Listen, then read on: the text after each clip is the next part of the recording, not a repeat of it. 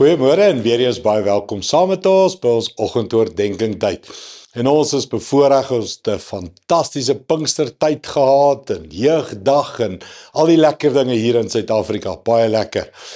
Ons is nog steeds besig om te praat oor Pinkster, gedoop met 'n droom, die stappe van 'n droom of die fases van 'n droom en hoe God jou net vorm en maak, die mens wat hy jou wil hê om te wees sodat jy 'n verskil maak in die wêreld. Joel 2:28 is natuurlik ons groot versie. Hy begin, daarna sal ek my gees op alle mense uitstort. Julle seuns en julle dogters sal profeteer. Julle ou mense sal drome droom. Julle jong mense sal visioene sien.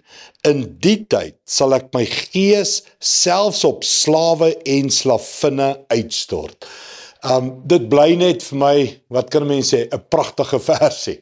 Nee, hoor mooi, hy sê, hulle sal profeteer, hulle sal drome droom, hulle sal visioene sien, en hy sal sy gees uitstort. Mens, dis groot beloftes. Nou, ek kan baie woordjies uithaal, maar net die woordjie uitstort het ons een Sondag na gekyk, en daai woordjie uitstort beteken iets van, ek plaas myself, ek gooi myself, I pour myself into you. Jy sien wat Pinkster beteken is, God self kom bly in ons. Kersfees, Immanuel, God kom bly onder ons.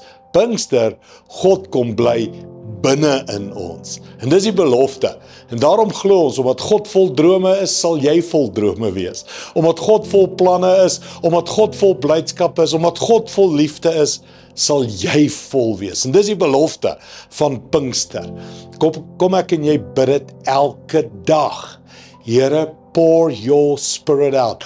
Pour yourself into me. God self binne in jou, binne in my. Kom ek bid dit vir jou vir vandag en vir hierdie week.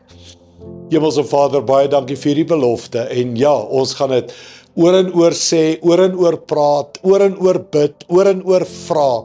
Nie omdat ons dink U doen dit nie, net omdat ons onsself wil herinner aan hoe groot is hierdie belofte. Dankie Here, jong mense het weer drome en planne, ou mense het drome en visioene en profeteer en sien 'n beter toekoms. Dankie daarvoor, Here.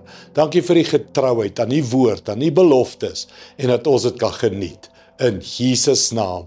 Amen. Dankie liewe vriende, sien jou weer môre.